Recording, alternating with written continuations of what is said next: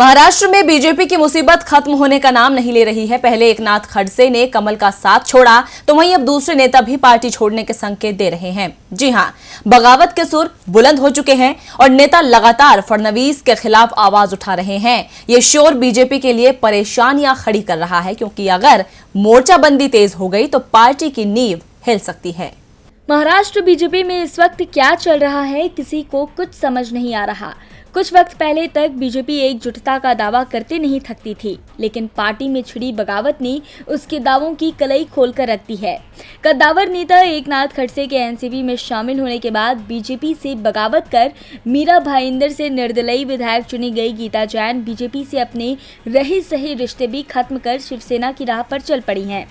गीता का बीजेपी का साथ छोड़ना उनके लिए मुश्किलें खड़ा कर सकता है, क्योंकि निर्दलीय चुनाव जीतने के बावजूद गीता जैन की गिनती बीजेपी समर्थक विधायक के रूप में थी।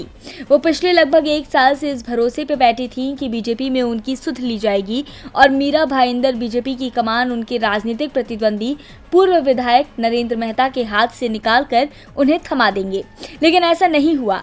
गीता जैन के करीबी लोगों का कहना है कि तमाम लांछनों के बावजूद अगर देवेंद्र फडणवीस नरेंद्र मेहता का मोह नहीं छोड़ पा रहे हैं तो गीता जैन के पास बीजेपी से दूर जाने के अलावा और कोई विकल्प नहीं है। माना जा रहा है कि वो अब शिवसेना में शामिल हो सकती हैं। कहा जा रहा है कि मातोश्वरी से उन्हें दशहरे के दिन यानी रविवार को दोपहर 12 बजे का समय दिया गया है। रविवार को ही शिवसेना की दशहरा रैली है, जो शिवसेना के लिहाज से एक बड़ा दिन माना जाता है। वैसे गीता के शामिल होने से न सिर्फ शिवसेना की ताकत बढ़ेगी, बल्कि महाविकास अघाड़ी भी मजबूत होगा।